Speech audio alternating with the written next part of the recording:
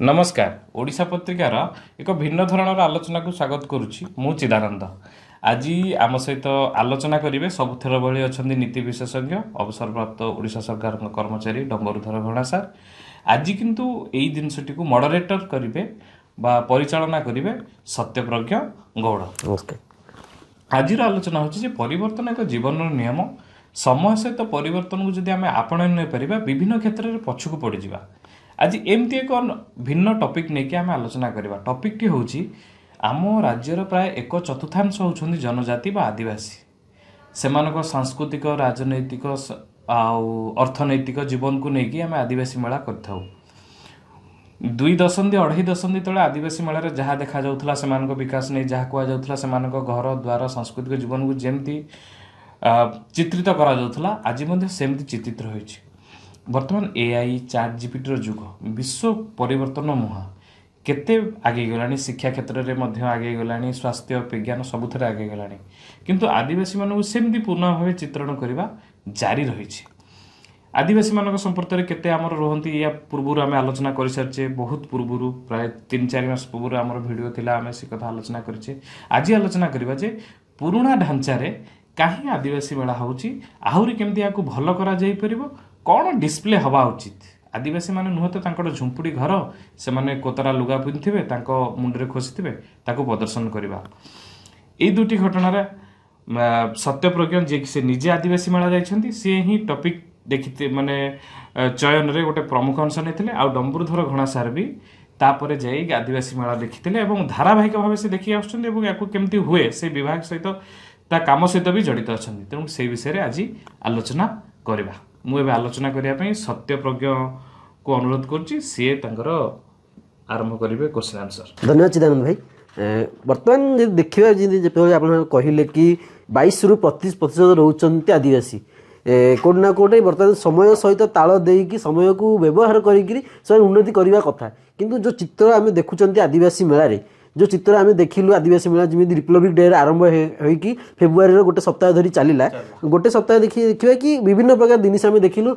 मुझे जो मैंने निजे भी केते जण आदिवासी कथा हेली से विभिन्न शिक्षागत योग्यता साक्षरता हार एमती विभिन्न प्रकार जिनिस रही है सहित मुझे डिस्कसन कली मत केतटा जिनिस प्रश्न मो मन आंदोलित कला।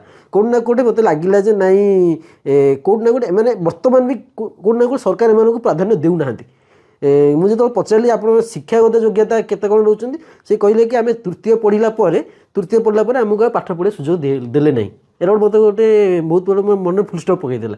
तो कौन ना कौटे विभिन्न प्रकार मो पाखे मन माने क्वेश्चन आसला। मु भाव्य चिंता कली कहली कि डिस्कसन किमी एम सहित हुए सब जिन पचारा विभिन्न प्रकार क्वेश्चन भी मुझे लिखी सार सहित भी मझे आलोचना करी सार सहित भी। तो ताकू नहीं मोटामोटी डिस्कसन हम ये सब मो मन प्रथम क्वेश्चन आसूची ना कौट ना कौट जो आदिवासी मानकर चालीचलनी प्रथा गोटे साक्षरता हार से माने भगवान को नहीं विश्वास के परिमाण से रही। मुझे देखिली से जो घर गुड़ा जो मैंने चित्रण कर रखा जाता से देखिए विभिन्न प्रकार ठाकुर देवादेवी ठाकुर भी से रही तो देवी थे समस्ते थे कि से मैंने छेली गाई गोरु कि भाव कुकुड़ा को कि प्राधान्य दिखती ये सब विभिन्न चित्र देखिली। कि मोर मन गोटे प्रथम क्वेश्चन आसूची ना जदि आदिवासी मेला आयोजन बहुत पुरातन काल होची जदि बहुत पुरातन समस्या रही बहुत पूर्व सरकार भी होता किंतु वर्तमान बहु आगुरी भी होची। तो आपको नहीं आपन चिंताधारा कौन रोच आदिवासी मेला को नहीं आप एत वर्ष देखी देखी आस चिंताधारा आप कौन रोच? मु बहुत आगुरी भी देखी और ये भी देखा चाहूली या जे माने चिराचरित ढंग से मेला कर ना कि परिवर्तन कर स्वतंत्र भाव में जाइली संध्या बेले जाकि बुलिया को चाहती मुख्यतः कौन बिक्री होउची कौन सब वनजात द्रव्य उपलब्ध कौ स्टल रे किए बिकुची से एसएचजी ग्रुप वाला बिकुचंती साधारण लोक बिकुचंती ना आदिवासी लोक निजे संग्रह कर निजे बिकुची। मु ए दिग को देखिया चाहती किए बिकुची हाँ अण जनजाति ताको भी देखिया चाहूली। ता भीतर मोर विश्लेषण रोला जे कौन कौन जिनस सब बिक्री होउची। अच्छा 1 2 नंबर कथा है मुझे ଯୋଉ ଆମ ଗ୍ରାମ ନା ଆଦିବାସୀ ଗ୍ରାମ ବୋଲି ଆମ ଗାଁ ଆଦିବାସୀ ଗାଁ ବୋଲି ଗୋଟେ ଆଦିବାସୀ ଗ୍ରାମ ବୋଲି ଗୋଟେ ସେକ୍ସନ ସେକ୍ସନ ଥିଲା। ଗେଟ୍ ହେଇଥିଲା, ଲେଖା ହେଇଥିଲା ଆମ ଆଦିବାସୀ ଗ୍ରାମ। ସେଇଟା ମୋର ମୁଖ୍ୟ ଲକ୍ଷ୍ୟ ଥିଲା, ତାକୁ ଦେଖିବି କ'ଣ ସେମାନେ ସେଠି ଦେଖି। ସେଇଟା ବି ସାର୍ ଆଉ ଗୋଟେ କଥା, ସେଇଟା ବି ମୁଖ୍ୟ ଆକର୍ଷଣ ବି ରହିଥିଲା, ସେଇଟାକୁ ଦେଖିବା ପାଇଁ ବି ଲୋକେ ବହୁତ ରହିଥିଲେ। ବହୁତ ଲୋକ ସେଠି ଯାଇଥିଲେ, ଫଟୋ ଉଠାଉଥିଲେ, ଦେଖୁଥିଲେ, ନିରୀକ୍ଷେଇକି ଦେଖୁଥିଲେ, ଆଦିବାସୀଙ୍କୁ ଦେଖୁଥିଲେ। ତ ମୁଁ ତାକୁ ଦେଖିଲା ପରେ ଆପଣ ଯେମିତି ପ୍ରଶ୍ନ ମନରେ ଆସିଲା, ମୋର ବି ସେ ପ୍ରଶ୍ନ ଆସିଲା ଯେ ଏମାନେ କ'ଣ ଦେଖିବାକୁ ଆକ୍ଚୁଆଲି ଚାହୁଁଛନ୍ତି। ଯେଉଁ ସରକାର ହଉ, ୟା ପୂର୍ବ ସରକାର ହଉ, ୟା ସରକାର ହଉ, ତା ପୂର୍ବ ସରକାର, ଯେଉଁ ସରକାର ହଉ, ଏମାନେ ଆକ୍ଚୁଆଲି ଆଦିବାସୀ ମେଳାରେ କ'ଣ ଦେଖେଇବାକୁ ଚାହୁଁଛନ୍ତି, କ'ଣ ପ୍ରଦର୍ଶନ କରିବାକୁ ଚାହୁଁଛନ୍ତି। ଏମାନେ କ'ଣ ଚାହୁଁଛନ୍ତି କି ଯେ ଆଦିବାସୀ ବହୁତ ଦିନ ତଳେ, 50 ବର୍ଷ ତଳେ, 40 ବର୍ଷ ତଳେ ଯେମିତି ଥିଲେ ଆଜି ବି ସେମିତି ଅଛନ୍ତି, ଏହା ଦେଖିବାକୁ ସେ ଚାହୁଁଛନ୍ତି, ନା ସେମାନେ ଅତୀତରେ ଏମିତି ଥିଲେ ଏବେ ବଦଳି ଯାଇଛନ୍ତି ଏହା ଦେଖିବାକୁ ଚାହୁଁଛନ୍ତି। କିନ୍ତୁ ମୁଁ ଯାହା ଦେଖିଲି ଆଙ୍କ ପ୍ରଦର୍ଶନରେ କିଛି ପରିବର୍ତ୍ତନ ହେଇନାହିଁ। ଆଚ୍ଛା, ମାନେ ପ୍ରଦର୍ଶନରେ କିଛି ଏକା ଢାଞ୍ଚା ରହିଛି। ଗତ ବର୍ଷ ଯାହା ଥିଲା, 20 ବର୍ଷ ତଳେ ଯାହା ଥିଲା ଏବେ ବି ସେଇଆ ଅଛି। ଆପଣ ଆରମ୍ଭରୁ ବର୍ତ୍ତମାନ ସୁଦ୍ଧା ଆପଣ ଯେମିତି କହୁଥିଲେ ଫର୍ମାଟ୍ ସେମ୍, ଫର୍ମାଟ୍ ସେମ୍। ଯେଉଁ ଘରର ଢାଞ୍ଚା ସେ ଦେଖେଇଛନ୍ତି, ମଡେଲ ଓଡ଼ିଆରେ ଢାଞ୍ଚା ଆମେ କହୁଛନ୍ତି, ଯେଉଁ ଢାଞ୍ଚା ସେ ଦେଖିବାକୁ ଚାହିଁଛନ୍ତି, ସେ ଢାଞ୍ଚା 20 ବର୍ଷ ତଳେ ଯାହା ଦେଖାହେଉଥିଲା ଏବେ ବି ସେଇଆ ଦେଖାହେଉଛି। ତେଣୁ ଆଙ୍କର ପ୍ରଦର୍ଶନ, ଯେଉଁ ମେଳାର ଦୃଷ୍ଟିକୋଣ ଆଙ୍କର ବଦଳି ନାହିଁ। ଯଦି ବି ଆଦିବାସୀ କିଛି ପରିମାଣରେ ବଦଳିଛନ୍ତି, ତାଙ୍କର ସାମାଜିକ, ଚିଦାନନ୍ଦ ବାବୁ କହିଲା ବେଳେ ତାଙ୍କ ସାମାଜିକ, ଅର୍ଥନୈତିକ, ଶିକ୍ଷାଗତ ଏଇ ଯୋଗ୍ୟତା ବଢ଼ିଥିଲେ ବି, ମାନଦଣ୍ଡ ବଢ଼ିଥିଲେ ବି ସରକାରଙ୍କର ମାନସିକତା ତାଙ୍କ ପ୍ରତି ବଦଳି ନାହିଁ ବୋଲି ମୁଁ ଦେଖିଲି। ନା ଆଉ ଗୋଟେ କଥା ଦିଦି ଆମେ ଦେଖିବା କି କୋଉଠି ନା କୋଉଠି ଆପଣ ଯେମିତି କହିଲେ କି ସେ ଦେବାଦେବୀଙ୍କ ଠାକୁର ଠାକୁରାଣୀଙ୍କ ପୂଜା ଅର୍ଚ୍ଚନା କରାଯାଉଥିଲା, ତାପରେ କୁକୁଡ଼ାଙ୍କୁ ବେଶୀ ପ୍ରାୟୋରିଟି ଦେଉଥିଲେ। ଆଉ ଗୋଟେ କଥା ହେଉଛି ଆପଣ କହିଲେ ପରିବର୍ତ୍ତନ, ଯେଉଁଟାକି ପରିବର୍ତ୍ତନ ତ ହେଇନାହିଁ। ହେଇନାହିଁ ଆମେ କହିବାନି, ହେଇନାହିଁ ନୁହେଁ ଯେ ଆଦିବାସୀ ଆପଣ ଦେଖନ୍ତୁ ଯାହା ଷ୍ଟାଟିଷ୍ଟିକ୍ସ ଅଛି, ଓଡ଼ିଶାରେ 62 ପ୍ରକାର ଆଦିବାସୀ ଦେଖାଯାଆନ୍ତି। 62 ପ୍ରକାର ଆଦିବାସୀ ଓଡ଼ିଶାରେ ଦେଖାଯାଏ। ତା ଭିତରୁ 51 ପ୍ରକାର କେଉଁଝରରେ ଦେଖାଯାଏ, ଯେଉଁଠୁ ମୁଁ ଆସିଛି। 51 ପ୍ରକାର ଆଦିବାସୀ କେଉଁଝରରେ ଦେଖାନ୍ତି, ଆଉଟ୍ ଅଫ୍ 62 ପ୍ରକାର ଇନ୍ ଓଡ଼ିଶା। ତେଣୁ ଆମେ ଆଦିବାସୀ ଭାରି ନିକଟରୁ ଦେଖିଛୁ। ଆମ ଗାଁର ଚାରିପଟେ ଆଦିବାସୀ ଅଛି। ଆଉ ଆଦିବାସୀ ମାନେ ନାୟକ ଜାତି, ବାଥୁଡ଼ି, ଭୂଇଁଆ, ଆପଣଙ୍କର ସାନ୍ତାଳ, ମୋହନ ବାବୁ ଯେଉଁ କମ୍ୟୁନିଟିରୁ ଆସିଛନ୍ତି, ସାନ୍ତାଳ, ଜୁଆଙ୍ଗ, ଭୂଇଁଆ, ଆଉ ସବୁ ଆମେ ଦେଖିଛୁ।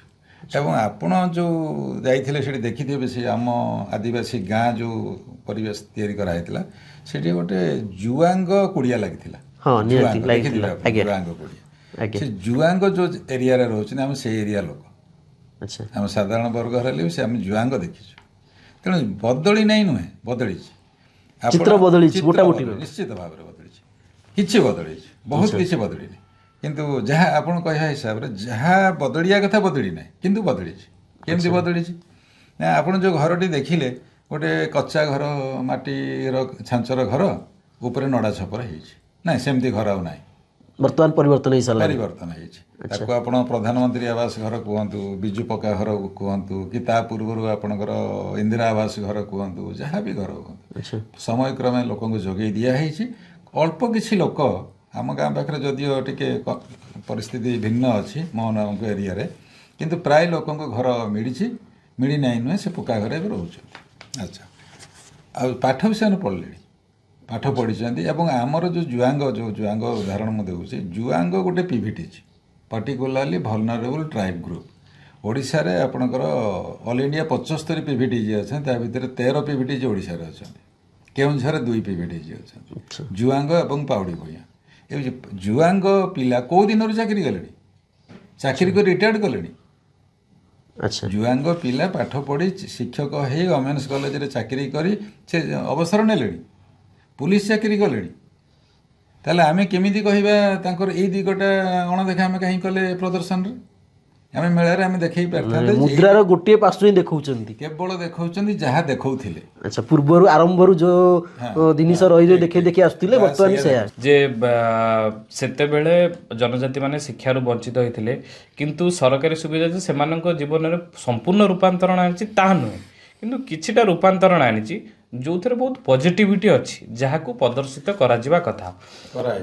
ଯେମିତି ସାନ୍ତାଳ ବର୍ଗର କିଏ ଯଦି ଓଏସ୍ ପାଇଛି, ଯଦି ସାନ୍ତାଳ ବର୍ଗର କିଏ ସରକାରୀ ଚାକିରି କରୁଛି, ସାନ୍ତାଳ ବର୍ଗର କିଏ ଭଲ ଡାକ୍ତରଟି ହେଇଛି, କିଏ ଭଲ ନର୍ସଟି ହୋଇଛି, କି କୌଣସି ଜନଜାତିର, ସେଗୁଡ଼ିକୁ କାହିଁକି ପ୍ରଦର୍ଶିତ କରାଯିବ ନାହିଁ?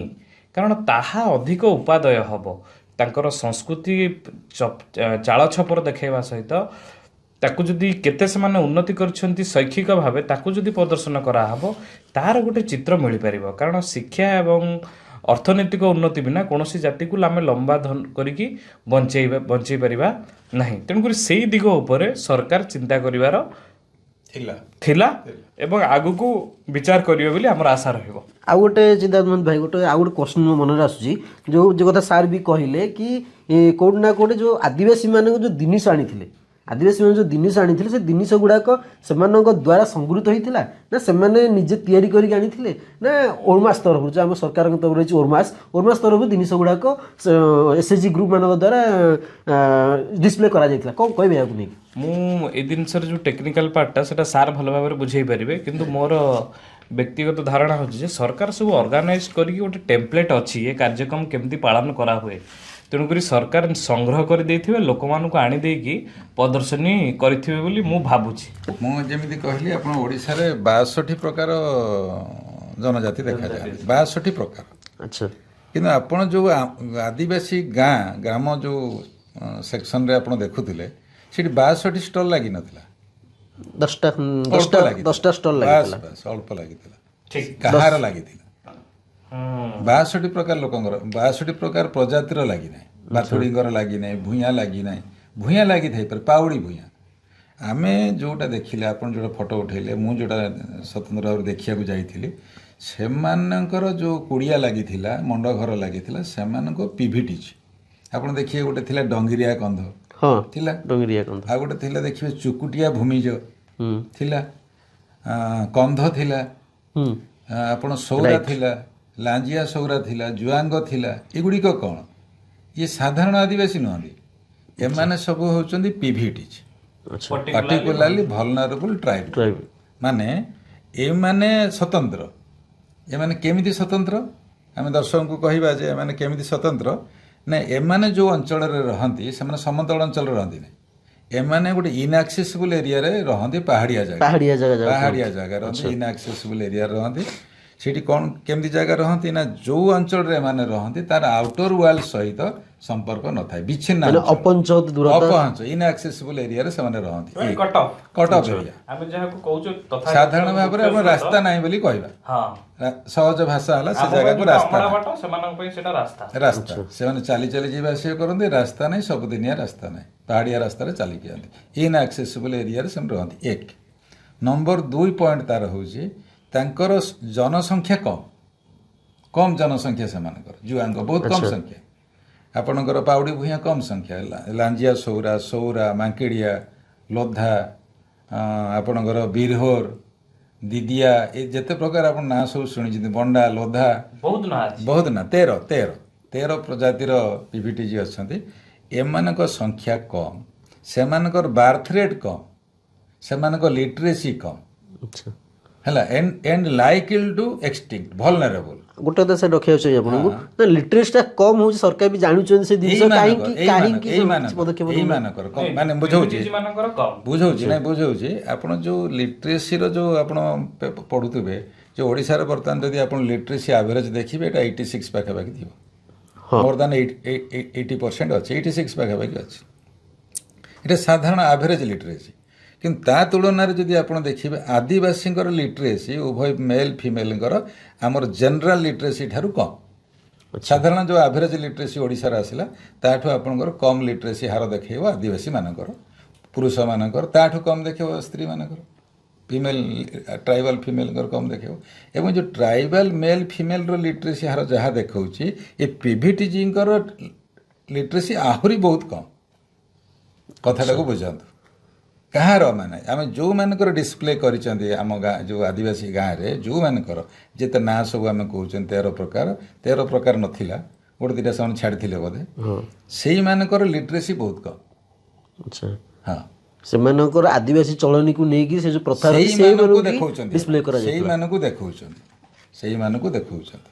ତେଣୁ ଆପଣଙ୍କର ପ୍ରଶ୍ନ ଥିଲା ଯେ ଲିଟରେସି କାହିଁକି କମ୍, ନା ଏମାନେ ସେଇଭଳିଆ ଏରିଆରେ ରହୁଛନ୍ତି, ସେଇଭଳିଆ ଅଞ୍ଚଳରେ ରହୁଛନ୍ତି, ସ୍କୁଲ ନେଇନି, ସ୍କୁଲ ନେଇନି, ତାଙ୍କୁ ଦୃଷ୍ଟି ଦିଆ ହେଇନି, ତାଙ୍କୁ ଶିକ୍ଷାଗତ ଚିନ୍ତା କରାହେଇନି। ତ ସେଇଠି ସଦାନନ୍ଦ ବାବୁ କହିବା ହିସାବରେ କ'ଣ ଡିସପ୍ଲେ କରିବାର ଥିଲା, ନା ଇଏ ହେଉଛି ଜୁଆଙ୍ଗ ପିଭିଟିଜି, ୟାର ଲିଟରେସି ଅମୁକ ମସିହାରେ ଏଇଆ ଥିଲା, ଆଜି ଆମେ ତାକୁ ଶିକ୍ଷା ଦେଇକି ଏଇ ଜାଗାରେ ପହଞ୍ଚେଇଛୁ, ତା ଲିଟରେସି ହାର ଆଜି ଏଇଆ, ଜୁଆଙ୍ଗର ପୁଅ ଝିଅମାନେ ଏତେ ପାଠ ପଢ଼ିକି ଅମୁକ ଜାଗାରେ ଚାକିରି ଏତେ ସଂଖ୍ୟାରେ କଲେଣି, ସୌରା ପିଲାଙ୍କର ଅବସ୍ଥା ଏଇଆ, ଲାଞ୍ଜିଆ ସୌରାର ଏଇଆ, ମାଙ୍କିଡ଼ିଆର ଏଇଆ, ଲୋଧା ବଣ୍ଡା ପିଲା ଡାକ୍ତରୀ ପଢ଼ିଲେଣି। ଆଚ୍ଛା ୟେସ୍, ବଣ୍ଡା ମାଲକାନଗିରି ମାଲକାନଗିରି ବଣ୍ଡା, ଯିଏକି ସବୁଠୁ ପଛୁଆ ପିଭିଟି ହେଉଛି ବଣ୍ଡା, ଯିଏ ଲୁଗା ପିନ୍ଧୁନଥିଲେ, ଯିଏ ରୋଷେଇ ଶିଖିନଥିଲେ, ସେ ପିଲାମାନେ ଆପଣ ନିଟ୍ କ୍ୱାଲିଫାଇ କରିକି ସେ ମେଡ଼ିକାଲ ପଢ଼ୁଛନ୍ତି ଓଡ଼ିଶାରେ ନବୀନ ବାବୁଙ୍କ ସମୟରେ। But we have not displayed ଇଟ୍। ତାହେଲେ ଆମେ କଣଟା ଦେଖାଉଛନ୍ତି ତାହେଲେ? ନାଇଁ, ଆଉ ଗୋଟେ କଥା ଆସୁଛି କି ଯେମିତି ଆମମାନଙ୍କର ମାନେ ରହିଯାଇଛି ମୁଣ୍ଡରେ ମନରେ ରହିଯାଇଛି ନା ଆଦିବାସୀ ମାନେ ଏଭଳି ଦେଖାଯାଆନ୍ତି, ଏହାକୁ ନେଇକି ସରକାର ସେଇ ଯେଉଁ ପ୍ରକାର ସରକାର ଯାହା ଚିନ୍ତା କରନ୍ତି ସେଇ ପ୍ରକାର କ'ଣ ଦେଖିବାକୁ ଚାହୁଁଛନ୍ତି? ଆପଣଙ୍କ ବିଭାଗର ବିଫଳତା ଦେଖେଇବାକୁ ଚାହୁଁଛନ୍ତି, ନାଇଁ ବିଭାଗ ଯୋଉମାନଙ୍କ ପାଇଁ ଉଦ୍ଦିଷ୍ଟ ସେମାନଙ୍କ ପାଇଁ କିଛି କରିଛି ବୋଲି ଦେଖେଇବାକୁ ଚାହୁଁଛନ୍ତି? ତାହେଲେ ଆପଣଙ୍କର ଅବଜେକ୍ଟିଭ, ଆପଣଙ୍କର ଯୋଉ ଆମ ଯୋଉ ବିଷୟ ଆପଣ ରଖିଛନ୍ତି, ଆପଣଙ୍କର ଯୋଉ ପ୍ରଦର୍ଶନୀ ଆଦିବାସୀ ମେଳାର ମୁଖ୍ୟ ଆଭିମୁଖ୍ୟଟା କ'ଣ ତାହେଲେ? ଆଚ୍ଛା, କ'ଣ ଆପଣ ଏମିତି କିଛି ଗୋଟେ ବଜେଟ୍ ରଖିଛନ୍ତି, ତାକୁ ଖର୍ଚ୍ଚ କରିବେ, କିଛି ଲୁଟ୍ କରିବେ, ନା ପ୍ରକୃତରେ ତାଙ୍କର କ'ଣ ଥିଲା, କ'ଣ ହେଇଛି ଦେଖିବାକୁ ଆପଣ ଚାହୁଁଛନ୍ତି? ତେଣୁ ଆପଣ ଲକ୍ଷ୍ୟ ପାଖରେ ଅଛନ୍ତି ନା ଲକ୍ଷ୍ୟଠୁ ଦୂରେଇକି ଅଛନ୍ତି?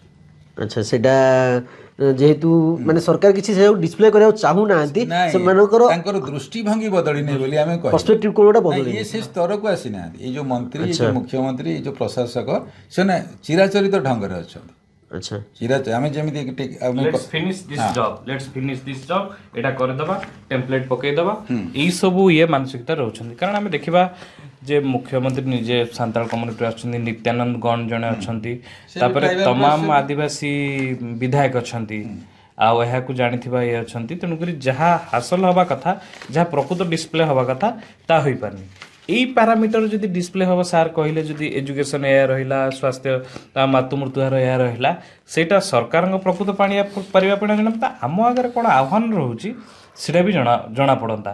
କାରଣ ଷ୍ଟାଟିଷ୍ଟିକ୍ସ ହେଉଛି ପରିସଂଖ୍ୟାନ ଯଦି ନ ରହିବ, ହିସାବ ନ ରହିବ, ଆପଣଙ୍କୁ ଆଗକୁ ଯୋଜନା ପ୍ରସ୍ତୁତ କରିପାରିବେ ନାହିଁ। ସେଥିପାଇଁ ସେନ୍ସସ୍ ହୁଏ, ଏସବୁ କରାଯାଏ। ସାର୍ ଆଉ ଗୋଟେ କଥା ଆମେ ଯଦି ଲକ୍ଷ୍ୟ କରିବା, ସେଇଟା ଯେଉଁ ବିଭିନ୍ନ ପ୍ରକାର ଦେଖିବେ କି ମୁଗ ବିକ୍ରି ହେଉଥିଲା, ଏମିତିକି ମାନେ କାନ୍ଦୁଲ, ବହୁତ ବିଭିନ୍ନ ପ୍ରକାର ଜିନିଷ ବିକ୍ରି ହେଉଥିଲା, କୋଉଠି ନା କୋଉଠି ଯୋଉଟା କି ଡାଲି, ତାପରେ ରହିଲା କି ହଳଦୀ, ବିଭିନ୍ନ ପ୍ରକାର ଜିନିଷ ବିକ୍ରି ହେଉଥିଲା, ଯୋଉଟା କି ଆଦିବାସୀଙ୍କର ସେଟା ମାନେ ସେଠୁ ମିଳେ ବୋଲି ଆମେ ଗୋଟେ, ମୁଁ ବି ପିଲାବେଳେ ଶୁଣି ଆସିଛି ନା ଆଦିବାସୀ ସେ ମିଳେ। ଏଇଟା କିଏ ବିକୁଥିଲେ ନା ସରକାର ନିଜେ ସଂଗ୍ରହ କରିଥିଲେ, ଆଉ ସବୁ କ'ଣ ବିକ୍ରି ହେଉଥିଲା, କ'ଣ ଭାରି ସମୟ ଦେଇକି ବୁଲିଛି, ସେ ସମୟ ଦେଇଥିଲି, ସେ ବୁଲିଥିଲି। ଆପଣ ଦେଖିବେ 2-3-4 ପ୍ରକାର ଜିନିଷ ସେଠି ମିଳୁଥିଲା। ଆପଣ ଯଦି ଦେଖିବେ, ଯୋଉଟା ଆମେ ଦେଖନ୍ତି ଯେ ଜଙ୍ଗଲଜାତ ଦ୍ରବ୍ୟ, ଆଦିବାସୀ ମାନଙ୍କୁ ସରକାର ଆଇନ ବି କରିଛି ଏବଂ ତାଙ୍କୁ ଅନୁମତି ଅଛି ଯେ ତାକୁ ମାଇନର ପ୍ରଡକ୍ଟ କହନ୍ତି, ମାଇନର ଫରେଷ୍ଟ ପ୍ରଡକ୍ଟ।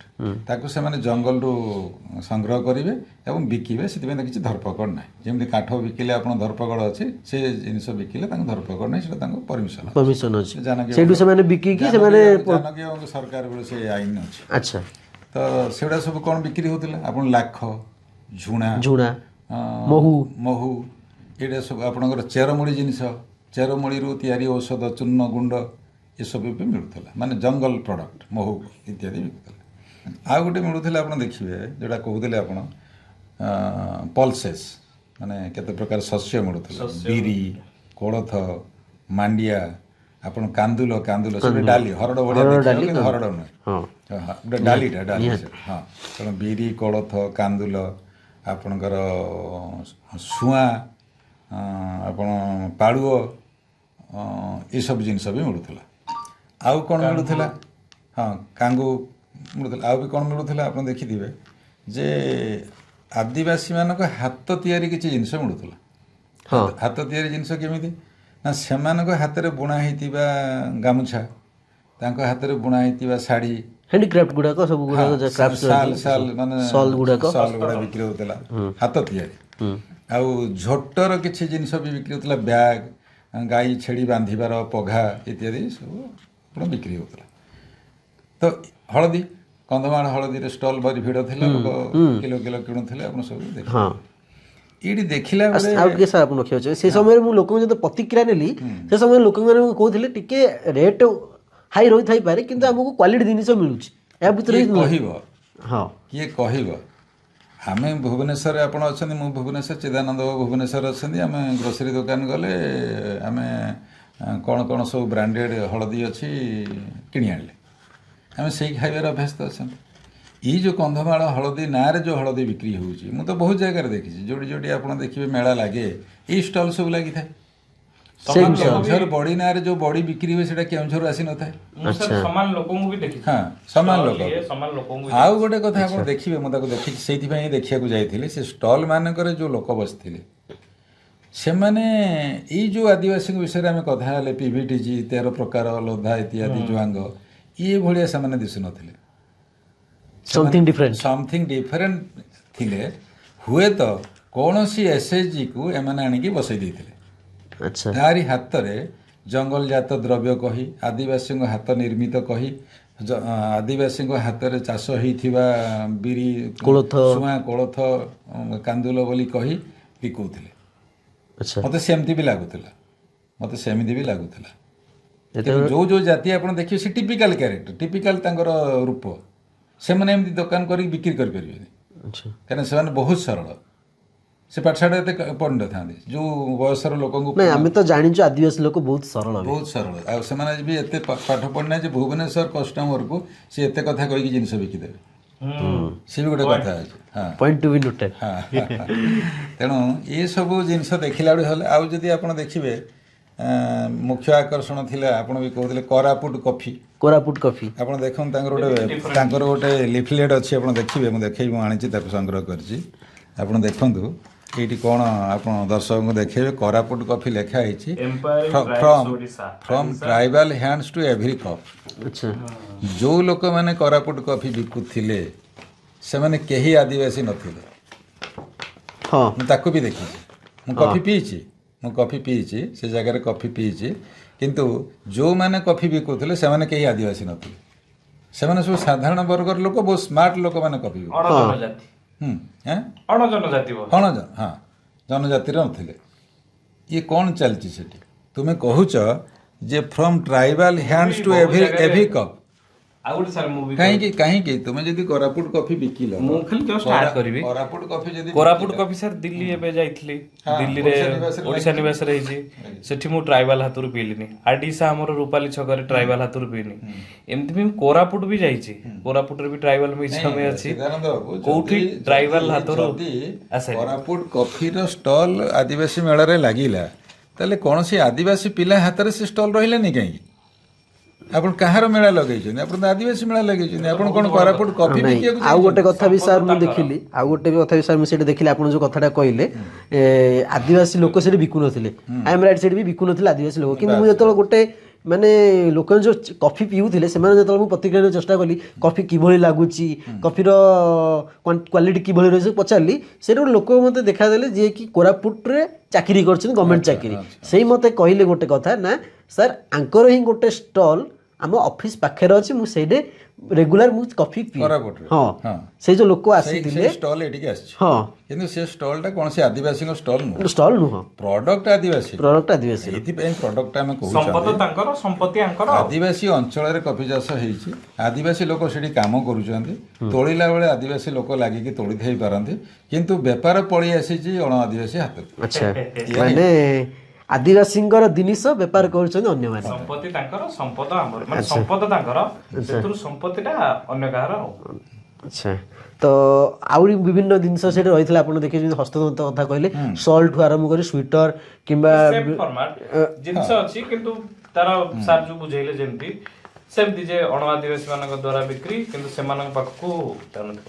ତାପରେ ଯଦି ଆମେ ଗୋଟେ ସାଧାରଣ ଭାବରେ ଯଦି ବୁଝିବା, ଯଦି ପ୍ରତିବର୍ଷ ସେଇ ଦ୍ରବ୍ୟ ବିକ୍ରି ହୋଇ ତାଙ୍କ ପାଖକୁ ଯାଉଛି, ସେମାନେ ତ ଆହୁରି ସମୃଦ୍ଧ ହେବା କଥା। କାହିଁକି ଦେଖା ନାହିଁ ସେ ସମୃଦ୍ଧତା ବି- ଯଦି ହେଇଛନ୍ତି ହଁ। ଆମର ମୁଖ୍ୟ ମୁଦ୍ଦା ଅଛି ଯଦି ସେମାନେ ହେଇଛନ୍ତି ଏମିତି ଜଙ୍ଗଲଜାତ ଦ୍ରବ୍ୟ ସଂଗ୍ରହ କରୁଛନ୍ତି ବିଭିନ୍ନ ମେଳାରେ ବିକ୍ରି କରୁଛନ୍ତି ଏତେ ବଢ଼ିଆ ବଢ଼ିଆ ଷ୍ଟଲ୍ ଲଗେଇ ପାରୁଛନ୍ତି କୋରାପୁଟରୁ ଭୁବନେଶ୍ୱର ଆସିପାରୁଛନ୍ତି କନ୍ଧମାଳରୁ ଆସିପାରୁଛନ୍ତି ମାଲକାନଗିରି ତାହେଲେ ତ ଆସିପାରୁଛନ୍ତି। ତାଙ୍କର ଆର୍ଥିକ ଅବସ୍ଥା ନିଶ୍ଚିତ ଭାବରେ ଚିଦାନନ୍ଦ ସ୍ୱଚ୍ଛଳ ଥିବ। କହିଲା ଭଳିଆ ସ୍ୱଚ୍ଛଳ ରହିବ ଯଦି ରହିବ ତୁମେ ଆକୁ ଦେଖେଇଲନି ଆଚ୍ଛା ଏଇ ବେପାର କରି ଏଇ କାମ କରି ଏଇ ବୃତ୍ତି ଉଦ୍ୟୋଗୀ ଆପଣେଇ କରି, ସଫଳ ଏମାନେ ଉଦ୍ୟୋଗୀ। ଅତୀତରେ ମଜୁରୀ ଏଭଳି ଥିଲେ ବର୍ତ୍ତମାନ ଏଭଳି ହେଇଗଲେଣି। ଅତୀତରେ ଏମାନେ ମଜୁରୀରେ ଥିଲେ ଓ ବା ଜଙ୍ଗଲରେ ଖୋଜି ଲୋଡ଼ି ଖାଉଥିଲେ ଆଜି ସରକାର ତାଙ୍କୁ ଏଇ ସରକାରଙ୍କ ସହାୟତା ଯୋଗୁଁ ସରକାରଙ୍କ ପ୍ରୋତ୍ସାହନ ଯୋଗୁଁ ଏଇ ବଢିଲେଣି। ପନ୍ଥା ଧରେଇ ଦେଇଛନ୍ତି ସରକାର ଫଳରେ ଆଜି ତାଙ୍କ ଆର୍ଥିକ ଅବସ୍ଥା ଏଇଆ ଅଛନ୍ତି ଦେଖନ୍ତୁ ତାଙ୍କ ଘର ତାଙ୍କ ଚଳଣି ଆଚ୍ଛା। ଏଇଟା ପ୍ରଦର୍ଶନ ହେବାର ଥିଲା ହଁ ଆଉ ଗୋଟେ କଥା ସାର୍ ମୋ ଲକ୍ଷ୍ୟକୁ ଆସିଲା ନା ସେମାନଙ୍କର ଯୋଉ ବେଶଭୂଷା ପରିଧାନ ଅଳଙ୍କାର କିମ୍ବା ତାଙ୍କର ଯୋଉ ଆଶ୍ରୟ ପତ୍ର ବି ବିଭିନ୍ନ ପ୍ରକାର ଜିନିଷ ଆମେ ମୋଟାମୋଟି ଭାବେ ଆଲୋଚନା କରିବା ସେ ଜିନିଷଟାକୁ ଯଦି ଆପଣ ଲକ୍ଷ୍ୟ କରିବେ ସେ ପୁରୁଣା ଢାଞ୍ଚାରେ ହିଁ ସେ ଜିନିଷଟା ଦେଖାଉଛନ୍ତି ମୁଁ ତାକୁ ବି ଦେଖିଛି ସେଟା କିଭଳି ଆପଣ ତା ଦେଖୁଛନ୍ତି ଦେହରେ ଦିଟି ଜିନିଷ ଅଛି ଗୋଟେ ହଉଛି ତାଙ୍କର ବସ୍ତ୍ର ପରିଧାନ ଆଉ ବସ୍ତ୍ର ଗୋଟେ କଥା ହଉଛି ଅଳଙ୍କାର ଅଳଙ୍କାର ମୋଟ ଉପରେ ଆମେ ବସ୍ତ୍ର, ପରିଧାନ ଅଳଙ୍କାର, ଦିଟା ବସ୍ତ୍ର separate ଅଳଙ୍କାର ଦୁଇଟି ପ୍ରକାର ଜିନିଷ ଅଛି ଆପଣ ଦେଖିବେ ବଣ୍ଡାର ଯଦି ଆପଣ ଦୃଷ୍ଟାନ୍ତ ନେବେ ତାହେଲେ ବଣ୍ଡା ମାନେ ଲୁଗା ପିନ୍ଧୁନଥିଲେ ଗୋଟେ ସମୟ ଥିଲା ପୁଣି ଗୋଟେ ସମୟ ଆସିଲା କୌପିନି ଭଳିଆ ଲୁଗାପଟା ସେମାନେ ପିନ୍ଧୁଥିଲେ ତାଙ୍କ ନିଜ ତିଆରି ନିଜ ତିଆରି କୌପିନି ଭଳିଆ ଛୋଟ ଛୋଟ ଏକଦମ ମାନେ ହାଫ୍ ପ୍ୟାଣ୍ଟ ଚଢ଼ି ଏଇଭଳିଆ ଦେଖାହବ ଟିକି ଟିକି ପିନ୍ଧୁଥିଲେ ସମ୍ପୂର୍ଣ୍ଣ ଶରୀର ଲଙ୍ଗଳା ଦେହରେ କିଛି ନାହିଁ ସ୍ତ୍ରୀ ଲୋକମାନଙ୍କ ଦେହରେ ଏମିତି ନାହିଁ କ'ଣ ଟିକେ କପଡ଼ା ଛାତିରେ ଲାଗିଛି ଏମିତି ସବୁ ଥିଲା ସେସବୁ ଆଜି ଆଉ ନାହିଁ ସେସବୁ ଆଜି ନାହିଁ ସେ ଲୁଗାପଟା ପିନ୍ଧିଲେଣି ସଭ୍ୟ ହେଲେଣି ଦୋକାନ ବଜାର ହେଲାଣି ସେ କିଣିଲେଣି ଆପଣ ଯଦି ଦେଖିବେ ଏଇ ଲୁଗାପଟା ଯେଉଁ ବସ୍ତ୍ର କଥାଟା କେବଳ ସାନ୍ତାଳ ଯେଉଁ ଟ୍ରାଇବ୍ ଯେଉଁଟା ପିଭିଟିଜି ନୁହେଁ ଆଚ୍ଛା ମୋହନାବୁ ଯେଉଁ କମ୍ୟୁନିଟିରୁ ଆସୁଛନ୍ତି ତେଣୁ ସେ ସାନ୍ତାଳ ମୟୂରଭଞ୍ଜରେ ବେଶୀ ସୁଦାମ ମାରାଣ୍ଡି ଦେଖାଯାନ୍ତି ସେଇ community ରୁ ଆସୁଛନ୍ତି? ସୁଦାମ ମାରାଣ୍ଡି ଆପଣ ରଘୁନାଥ ମୁର୍ମୁ ଯେଉଁ ଅଲଚିକି ଇତ୍ୟାଦି ଇତ୍ୟାଦି କଥା ଆପଣଙ୍କର ଯେଉଁ ଦ୍ରୌପଦୀ ମୁର୍ମୁ ଏଇ ଯେଉଁ କମ୍ୟୁନିଟିରୁ ଆସିଛନ୍ତି ତାକୁ ସାନ୍ତାଳ ରାଷ୍ଟ୍ରପତି କହନ୍ତି। ମ୍ୟାଡାମ ବି ଶାନ୍ତ ସାନ୍ତାଳ କହନ୍ତି, ସାନ୍ତାଳ କହନ୍ତି। That is a dominating tribal. ହଁ ହଁ ବହୁତ ଶିକ୍ଷା, ଆଡଭାନ୍ସ ବହୁତ ଆଡଭାନ୍ସ ରାଜନୀତି ଶିକ୍ଷା ସବୁଥିରେ ତାଙ୍କର ପ୍ରଭାବ ଥାଏ। ଶିକ୍ଷା ଶିକ୍ଷା ଚାକିରି ବହୁତ କରିଛନ୍ତି ମୟୂରଭଞ୍ଜର ଲୋକ ମୁଖ୍ୟମନ୍ତ୍ରୀ ଅଛନ୍ତି ମୟୂର ସେଇଟା ମୁଖ୍ୟମନ୍ତ୍ରୀଟା କ'ଣ ପାଠ ପଢ଼ିକି କିଏ ହେଇଛି ନା କ'ଣ ନାଇଁ ମୟୂରଭଞ୍ଜର ଦେଖିବେ ସାନ୍ତାଳ ମାନେ ବହୁତ ଚାକିରି କରିଛନ୍ତି ବହୁତ ବଡ଼ ବଡ଼ ଚାକିରି କରିଛନ୍ତି ଆପଣ ଯେଉଁ ଗିରିଶ ମୁର୍ମୁ ଆଜ୍ଞା ଗିରିଶ ମୁର୍ମୁ ସାନ୍ତାଳ ସାନ୍ତାଳ ମାନେ ତେଣୁ ତାଙ୍କର ଯେଉଁ ବସ୍ତ୍ର ଅଛି ଆପଣ ଦେଖିବେ ବଡ଼ ବଡ଼ ଘରର ଚେକ୍ର ଲୁଗା ତାଙ୍କ ଲୁଙ୍ଗି ବି ବଡ଼ ବଡ଼ ଚେକ୍ର ଲୁଙ୍ଗି ବଡ଼ ବଡ଼ ଚେକ୍ର ଗାମୁଛା ଧୋତି ସବୁ ଅଛି ବାଦ ବାକି ଯେତେ ଟ୍ରାଇବ୍ ଦେଖୁଛନ୍ତି ସେମିତି କାହାରି ନିର୍ଦ୍ଦିଷ୍ଟ ଢଙ୍ଗର ବସ୍ତ୍ର ନାହିଁ ମୁଁ ଜାଣିବାରେ ଥିବ ଯଦି କାହାର ଜାଣିନି ମୁଁ କାଁ ବା ପ୍ରାୟ ନାହିଁ ଆଚ୍ଛା କିନ୍ତୁ ଏଇଠି ଯେଉଁମାନେ ବସିଥିଲେ ଏମାନେ ପୁଣି କ'ଣ କରିଥିଲେ ଗୋଟେ ଇଣ୍ଟରେଷ୍ଟିଂ ମୁଁ ଦେଖିଲି ଯେ ଅତୀତରେ ଯେତେବେଳେ ଆମେ ଆଦିବାସୀ ମେଳା ଦେଖିବାକୁ ସବୁ ଯାଇଛୁ ଆଦିବାସୀ ଯେଉଁ କୁଡ଼ିଆ ସବୁ ତିଆରି କରାହେଇଥାଏ ଜୁଆଙ୍ଗର ହଉ ଲଧା ହଉ ସୌରା ହଉ ବଣ୍ଡା ହଉ ଲଧା ବନା ହେଇଥାଏ ତା ସାମ୍ନାରେ ମୂର୍ତ୍ତି ଥୋଇ ଦିଆହେଇଥାଏ ଯେ ଏମାନେ ହେଉଛନ୍ତି ବଣ୍ଡା ଏମାନେ ହେଉଛନ୍ତି ଜୁଆଙ୍ଗ ଇଏ ସରକାର ପାଦେ ଆଗେଇ ଯାଇକି ପୁରା ସେ ବଣ୍ଡା ଲଧା ସୌରା ଜୁଆଙ୍ଗ ଲୋକଙ୍କୁ ନେଇ ଆସିଛନ୍ତି ସେ ଲୋକମାନଙ୍କୁ ଆଣି ସେଇ ଯେଉଁ ଆଦିବାସୀ ଗାଁ ଘର ସାମ୍ନାରେ ଚେୟାର ପକେଇକି ବସେଇ ଦେଇଛନ୍ତି ଆଚ୍ଛା ନାଇଁ ଆଉ ଗୋଟେ କଥା ବି ସାର୍ ଆପଣ ଦେଖିବେ ଏବେ ସିନା ନୂଆ ସରକାରକୁ ବର୍ତ୍ତମାନ 2 ବର୍ଷ ପୁରିବାକୁ ବସିଲାଣି କିନ୍ତୁ ପୂର୍ବ ସରକାର ଅମଳ ଯଦି ଆମେ ଚିନ୍ତା କରିବା ସେଇ ସେମ୍ ଜିନିଷ ହିଁ ଚାଲୁଥିଲା ତାକୁ ଆପଣ କିଭଳି ଚାଲୁଥିଲା ଯେ ଲୋକ ଆଣିକିରି ବସେଇବା ଚେୟାରରେ ଆଉ ତାଙ୍କୁ ପୁଣି ମୂର୍ତ୍ତି ଭଳିଆ ଥୋଇଦେବା ଆଚ୍ଛା ଇସାରା ଥିବ ଯେ ତୁମେ କିଛି କରିବନି ଖାଲି ବସିଥିବ It is a inhuman. ଏଇଟା କ'ଣ ଆଚ୍ଛା କାହିଁକି ତାଙ୍କୁ ଆଣିକି ବସେଇଛ ଏଠି କାହିଁକି ବସେଇଛ କ'ଣ ତୁମେ ସେମାନେ ଦେଖେଇବାକୁ ପଣ୍ୟ ଦ୍ରବ୍ୟ ଚାହୁଁଛ? ନୁହନ୍ତି, ପୁଣି they ପୁଣି କ'ଣ ନା ସେଇ ଆଟାୟାରରେ ଆପଣ ବସଉଛନ୍ତି କିନ୍ତୁ ଆପଣ ଦେଖନ୍ତୁ ମୁଁ ତ ଗାଁକୁ ବାର ବାର ଯାଉଛି ଦେଖୁଛି ଯେଉଁ ଜୁଆଙ୍ଗ କମ୍ୟୁନିଟିର ଲୋକ ଆମ ପଡ଼ିଶା ଗାଁରେ ଅଛନ୍ତି ସେ ପିଲା ଜିନ୍ ପିନ୍ଧୁଛନ୍ତି ସେ ପିଲା ଜିନ୍ ପିନ୍ଧୁଛନ୍ତି ଟି ସାର୍ଟ ପିନ୍ଧୁଛନ୍ତି ଭଲ ଜୋତା ପିନ୍ଧୁଛନ୍ତି ଆମେ ମୋବାଇଲ କଣ ଘଣ୍ଟା ବାର୍ତ୍ତା ସବୁ ଦବାକୁ ଧରିଛନ୍ତି ଚାହୁଁଛୁ ଯେ ସେମାନେ ସଦାବେଳେ ସେମିତି ଥିବେ ପ୍ୟାଣ୍ଟ ସାର୍ଟ ପିନ୍ଧିବେନି ତାହେଲେ ଆପଣ କାହିଁକି ଏଇ ରୂପରେ ତାଙ୍କୁ ବସେଇଛନ୍ତି ଆଣିକି ଆଉ କାହିଁକି ଖୁସି ହଉଛନ୍ତି ସେଇ ରୂପରେ ବସେଇ କାହିଁକି ବସେଇଛନ୍ତି ଆପଣ ଯଦି ଜୁଆଙ୍ଗ ପିଲାଟେ ଆଜି ଜିନ୍ ପିନ୍ଧୁଛି ଭଲ ଜୋତା ପିନ୍ଧୁଛି ହାତରେ ଘଣ୍ଟା ପିନ୍ଧୁଛି ଆଣ୍ଡ୍ରଏଡ଼ ମୋବାଇଲ ଧରିକି ବାଡ଼ିରେ କାମ କରୁଛି ମ୍ୟୁଜିକ୍ ବଜେଇକି ତାହେଲେ ତାର ପରିବର୍ତ୍ତନ ହେଇନି କେମିତି ତାହେଲେ ଆପଣ ତାକୁ ଆଣିକି ଏଠି ବସେଇଲା ବେଳେ କେମିତି ପୁରୁଣା ଢଙ୍ଗରେ ବସଉଛନ୍ତି ଛୋଟିଆ ଲୁଗାଟେ ପିନ୍ଧେଇ ଦେଇଥିବେ କାନରେ ଗୋଟେ କ'ଣ ଫୋଡ଼ି ଦେଇଥିବେ ତା ଦେହ ସବୁଠୁ ଦୁଃଖର କଥା କ'ଣ ଜାଣିଛ? ଅଧା ଦେଖା ଯାଉଥିବ। ସବୁଠୁ ଦୁଃଖର କଥା ମୋ ନଜରକୁ ଆସିଲା, ମୁଁ ଯେତେବେଳେ ଫଟୋ ଉଠାଉଥିଲି କିଛି ଝିଅ ପୁଅ ଭୁବନେଶ୍ୱର ଯେଉଁମାନେ ଜନ୍ମ ହୋଇଛନ୍ତି ବଢ଼ିଛନ୍ତି ସେମାନେ ବି ଫଟୋ ଉଠାଉଥିଲେ ଏବଂ ଏମାନଙ୍କ ନାକର ଯେଉଁ ଅଳଙ୍କାର, କାନରେ ଯେଉଁ ଅଳଙ୍କାର, ବେକରେ ଯେଉଁ ମାଳି ଦେଖିକି ଏମାନେ ହସୁଥିଲେ। ଭୁବନେଶ୍ୱର ଝିଅ ପୁଅ ଯେ କ'ଣ ଏମାନେ ପିନ୍ଧିଛନ୍ତି କରିକି ହସୁଥିଲେ। ତାହେଲେ ଆମେ କ'ଣ ତାଙ୍କୁ ଆଣିଛନ୍ତି ଆଙ୍କର ହସ ପାଇଁ? ଆମେ କ'ଣ ଦେଖିବାକୁ ଚାହୁଁଛନ୍ତି? ତାଙ୍କୁ ଆଣିକି ବସେଇ ଦେଲେ ଚେୟାରରେ, କହିଲେ ତୁମେ ସେମିତି ବସିଥିବ। ଆଉ ଭୁବନେଶ୍ୱର ପୁଅ ଝିଅ ସେ ଜିନ୍ ଫିନ୍ ପିନ୍ଧିକି ସର୍ଟସ୍ ପିନ୍ଧିକି ସେ ଆସିକି ଆଙ୍କୁ ଦେଖିବେ ହସିବେ? ତାହେଲେ ଏଇଟା କ'ଣ କୋଉଠି ନା କୋଉଠି ଆଦିବାସୀ କଲଚରକୁ ନେଇ ତିରସ୍କାର ବି କରୁଛନ୍ତି। ତାମାନେ ଆମେ କହିପାରିବା, ମୁଁ ତାକୁ ସେଦିନ ଦେଖୁଥିଲି, ତିରସ୍କାର ନୁହଁ ଯେ କହିପାରିବା ଯେ ସମୟ ଅନୁସାରେ ଯୋଉ ଇନକ୍ଲୁସିଭନେସଟା ଥିବା କଥା ସେଇଟା ଆମ ଏଇ ଯୋଉ ହସର ପ୍ରଶ୍ନ ସରକାରଙ୍କୁ, ଏଇଟା ହସ କେବଳ ନୁହେଁ, ଏ ଏକ ପ୍ରଶ୍ନ ସରକାରଙ୍କୁ ଯେ ଏଇ ଯୋଉ ଆଦିବାସୀକୁ ଆଜି ଆପଣ ମେଳାରେ ଦେଖାଉଛନ୍ତି ଏମାନେ ଏବେ ବି ସେମିତି ଆଉ ସେଇଠି ନା କିଛି ବଦଳିଛି? ଆମେ ଯଦି ୱାର୍ଲଡ ପର୍ସପେକ୍ଟିଭରେ ଦେଖିବା ସେଠି ଜନଜାତି ପ୍ରାୟତଃ ଜନଜାତି ଥାନ୍ତି, ଆଫ୍ରିକୀୟ ମାନେ ଜନଜାତି। ଯଦି ୟୁରୋପ ଆମେରିକାରେ ଦେଖିବା black and white, black Martin Luther King black, Barack Obama black. 100 ବର୍ଷ ପୂର୍ବରୁ ତାଙ୍କ ଫ୍ୟାମିଲି ଜାମାଇକାରୁ ଆସିଛନ୍ତି, କିଏ କେଉଁଠୁ ଆସିଛନ୍ତି, ଯେମିତି ଚଳୁଥିଲେ। ଆଜି ଆମେ ବାରାକ ଓବାମା ମନକୁ ଆସିଲା, ନେଲସନ ମାଣ୍ଡେଲାଙ୍କ କଥା ଭାବିଲେ ତ ସୁଟ୍ ବୁଟ୍ର ଚେହେରା ଆଗକୁ ଆସୁଛି ନା ନାହିଁ? ଆଜ୍ଞା ନା ସେମାନେ ସେମିତି ଯେମିତି ବ୍ଲାକ୍ ଥିଲେ ସେମିତି ରହିବେ। ବ୍ଲାକ୍ ଥିଲେ ବି ତାଙ୍କୁ ଡେଭଲପମେଣ୍ଟ ହେଇଛି ଆଣ୍ଡ ଦ୍ୟାଟ୍ ଇଜ୍ ସେ ମାନେ ଆଡପ୍ଟ କରିଛନ୍ତି, ଡିସପ୍ଲେ ହେଇଛି। ଆଉ they are world leaders. Nelson Mandela, Martin Luther King, Barack Obama, they are world leaders. ଆମେ କାହିଁକି ଏତେ କ୍ଷୁଦ୍ର ମାନସିକତାରେ ତାଙ୍କୁ ସେମିତି ଚିତ୍ରଣ କରି ରଖିବା? My point of view this, ଯେ ସରକାର ୟା ଉପରେ କାମ କଲେ ଅଧିକ ଇନକ୍ଲୁସିଭନେସ୍ ଆସିପାରିବ। ସତଟାକୁ ସରକାର ଆଗକୁ ଆଣନ୍ତୁ। ସତ ନୁହଁ, ସତ ଥିଲା ଗୋଟେ ଟାଇମରେ ସେମାନେ ସେମିତି ଥିଲେ, ଯୋଉଟା ପରିବର୍ତ୍ତନ ବର୍ତ୍ତମାନର ସତ ଯାହା। ବର୍ତ୍ତମାନ ସତ ଯାହା ଆସିବା ନିହାତି ଆବଶ୍ୟକ। ୟା ଦ୍ୱାରା ସରକାରଙ୍କର ଇଏଟା ବଢିବ, ସରକାରଙ୍କ ଗୁରୁତ୍ୱଟା ବଢିବ। ଯୋଉ କୁଡ଼ିଆ ସବୁ ଦେଖାଉଥିଲା, ଯୋଉ କୁଡ଼ିଆ ସବୁ ପ୍ରଦର୍ଶନ ହେଇଥିଲା, ସେ କୁଡ଼ିଆ ଆଜି ଆଉ ନାହିଁ। ଚାଳ ଛପର ଘର ବର୍ତ୍ତମାନ ନାହିଁ। ଆପଣ ଯୋଉ କୁଡ଼ିଆ ଦେଖେଇଲେ, ସରକାର ଯୋଉ କୁଡ଼ିଆ ଦେଖେଇଲେ, ଯୋଉ କଚ୍ଚା କାନ୍ଥ ନଡ଼ା ଛପରର ଦେଖେଇଲେ, ଆଉ ଲୋ ହାଇଟ୍ର ଘର ଦେଖେଇଲେ, ତାରି ଭିତରେ କୁକୁଡ଼ା, ତାରି ଭିତରେ ଛେଳି, ତା ଭିତରେ ମଣିଷ, ଯାହା ଆପଣ ଦେଖେଇଲେ ସେଇଟା ଆଜି ଆଉ ନାହିଁ, ବଦଳିଯାଇଛି। କିଛି ବଦଳିଛି, ଆମେ ଦେଖୁଛୁ କିଛି ବଦଳିଛି। ତ ଆପଣ ଏଇଟା କୋଉଟା ଦେଖାଉଛନ୍ତି ନା ଦୀର୍ଘ ଦିନ ତଳେ ଯେତେବେଳେ ସେମାନେ ନିଜ ତାକତରେ ଘର ବନେଇଥିଲେ, ତାଙ୍କ ଜଳବାୟୁକୁ ନେଇକି ବନେଇଥିଲେ, ତାଙ୍କ ତାକତ ଅନୁସାରେ ବନେଇଥିଲେ, ସେମାନଙ୍କର ଚାହିଦା ମୁତାବକ ସେମାନେ ନିଜେ ନିଜକୁ ଗଢିଥିଲେ। ଆଚ୍ଛା, ତାକୁ ଆମେ ଆପଣ ଗୋଟେ କଥା ଦେଖନ୍ତୁ, ବାସସ୍ଥାନଟା ପରମ୍ପରା ନୁହେଁ। ମୁଁ ତ ଦେଖିଛି ବ୍ରହ୍ମପୁର, ଏଇ ଯୋଉ ଆପଣଙ୍କର ଜଗତସିଂହପୁର ବୁଲିଛି, କେନ୍ଦ୍ରାପଡ଼ା ଦେଖିଛି, ଆନନ୍ଦପୁର ଭଦ୍ରକ ଯାଇଛି, ବହୁତ ବଡ଼ ବଡ଼ ଲୋକ ସେଠି ଡକ୍ଟର ଇଞ୍ଜିନିୟର ଘରେ ଥିବେ, ତାର ଚାଳ ଛପର ଘର। ସେଟା ସେଦିନର ପରିସ୍ଥିତି। ଆଜି କ'ଣ ସେଇ ଚାଳ ଛପର ସେଠି ଅଛି? ବିରାଟ କୋଠା ଛିଡ଼ା ହେଇଛି। ତେଣୁ ଘରଟା ପରମ୍ପରା ନୁହେଁ, ଘରଟା ଆର୍ଥିକ ଅବସ୍ଥାର କଥା। ଆପଣଙ୍କର ଆଜି ପଇସା କମ୍ ଅଛି, ଆପଣ ଛୋଟ ଘରେ ଥିବେ, କାଲି ପଇସା ହେଇଯିବ ବିରାଟ କୋଠା ଡୁପ୍ଲେକ୍ସ କିଣିବ, ବଡ଼ କୋଠା ଛିଡ଼ା କରିଦେବେ। ତେଣୁ ଆଦିବାସୀ ଯେମିତି ଥିଲା ସେମିତି କରିବାକୁ ଏବେ ଚାହୁଁଛନ୍ତି, ଏ କଥା ଆପଣ କିଏ କହିଲା? ବାକି ଯେଉଁ ଜିନିଷଟା ରହିଲା, ହୁଏତ ତାଙ୍କର ଯେମିତି ସାନ୍ତାଳମାନଙ୍କର ବସ୍ତ୍ର ଅଛି ବା କୌଣସି ଏକ ନିର୍ଦ୍ଦିଷ୍ଟ ପ୍ରକାରର ଅଳଙ୍କାର ପିନ୍ଧିବା ରୁଚି ତାଙ୍କର ଅଛି, ସେଇଟା ସେମାନେ ପରମ୍ପରା ସେଇଟା ପିନ୍ଧିପାରନ୍ତି। କିନ୍ତୁ ଘର ଯେଉଁ ଆପଣ ଦେଖେଇଦେଲେ ସେଇଟା ମୋତେ ଠିକ୍ଠାକ୍ ଲାଗୁନି। ସାର୍, ଆଉ ଗୋଟେ କୋଶ୍ଚିନ୍ ମୋ ମନକୁ ଆସୁଛି, ଯଦି ସରକାର ଦୀର୍ଘ ବର୍ଷ ଧରି ଏମାନଙ୍କ ପାଇଁ ବେଶୀ କିଛି କରିନାହାନ୍ତି କାହିଁକି? ଆଉ ଗୋଟେ ବି ସେଥିରେ ରହିଛି, ଜୀବନଶୈଳୀ ମାନେ କିଛି ପରିବର୍ତ୍ତନ ଯେଉଁ ଆସିଛି, ଆପଣ କହୁଛନ୍ତି କିଛିଟା ପରିବର୍ତ୍ତନ ଆସିଛି, ସେଇଟା କିଭଳି ସ୍ୱାଭାବିକ ହେଇପାରିଛି? ସରକାର କରିନାହାନ୍ତି ନୁହେଁ, ସ୍ୱତନ୍ତ୍ର ବିଭାଗ ଅଛି, ଚିଦାନନ୍ଦ ବାବୁ ତାକୁ ଜାଣିଛନ୍ତି।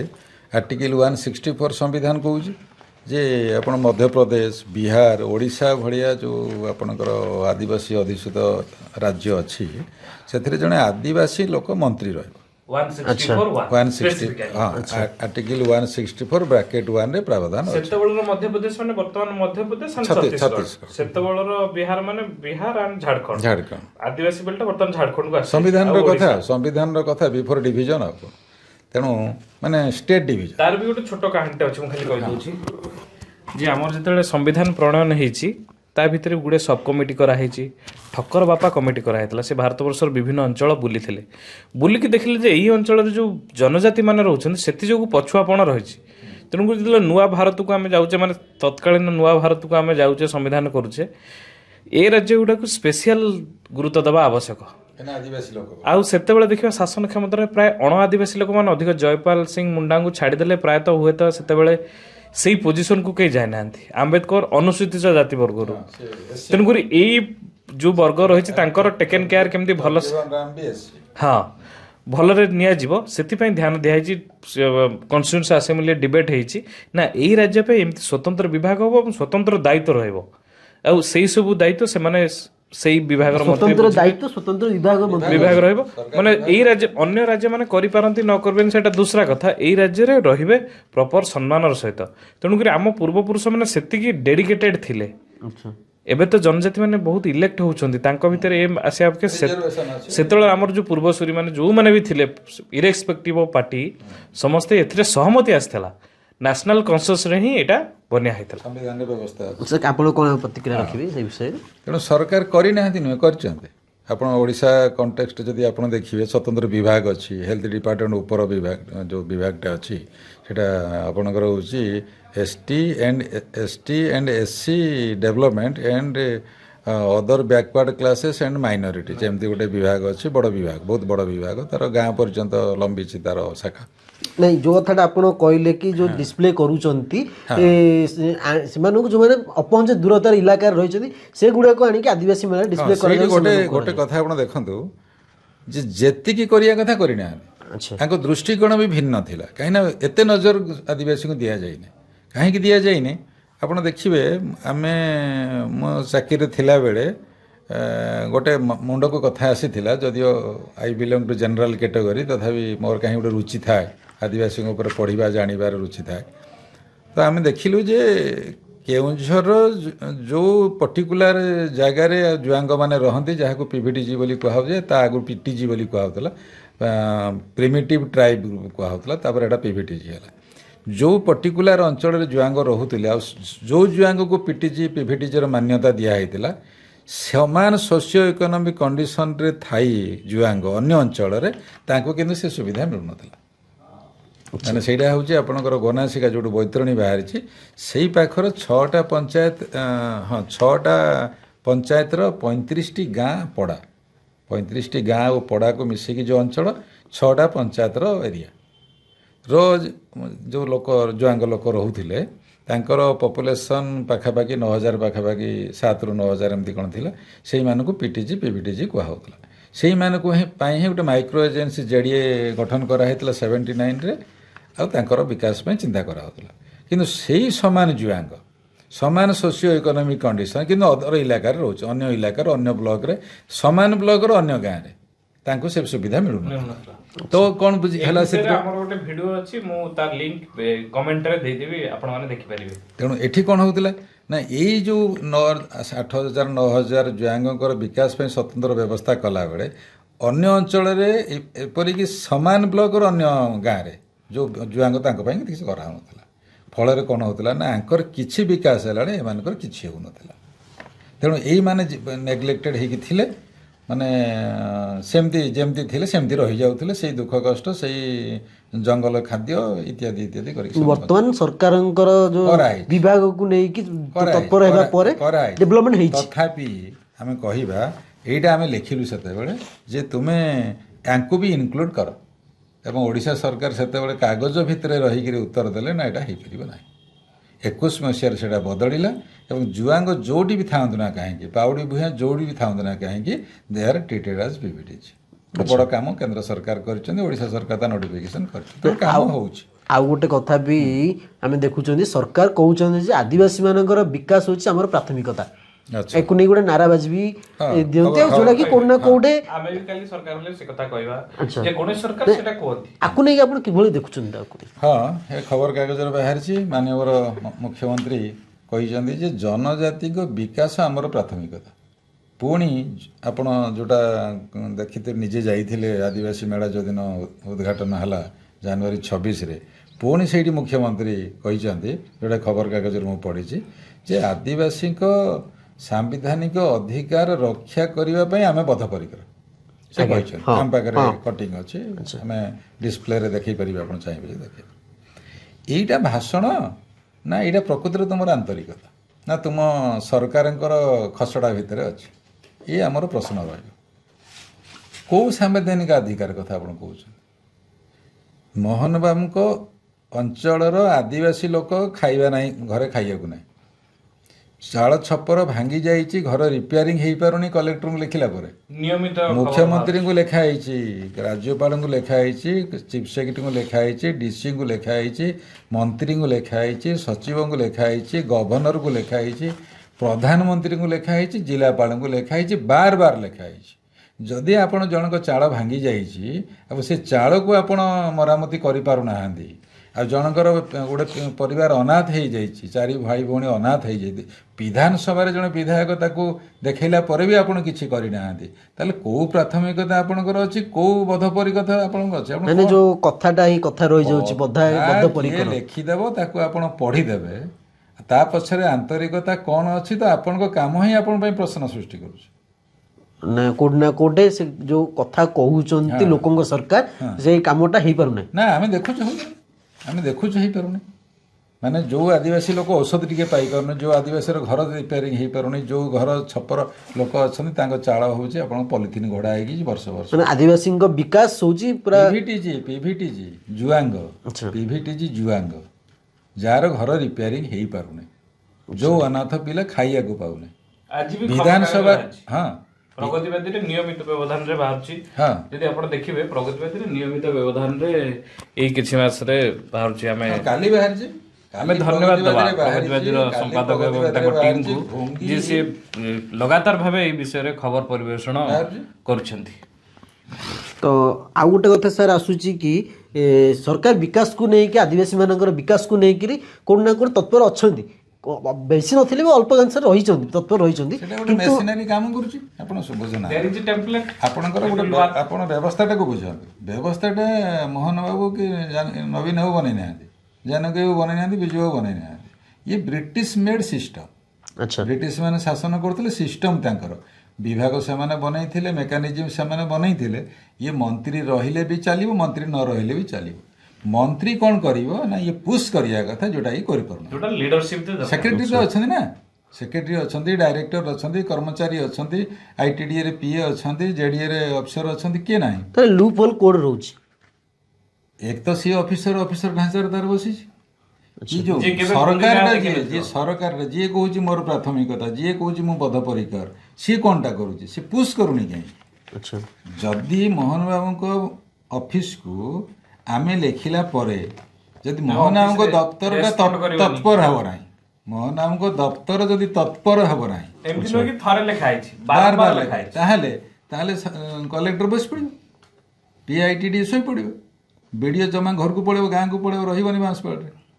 ଆଚ୍ଛା, କୁହନ୍ତୁ ଆପଣ, ଭତ୍ତା ଲୋକ ପାଉନାହାନ୍ତି?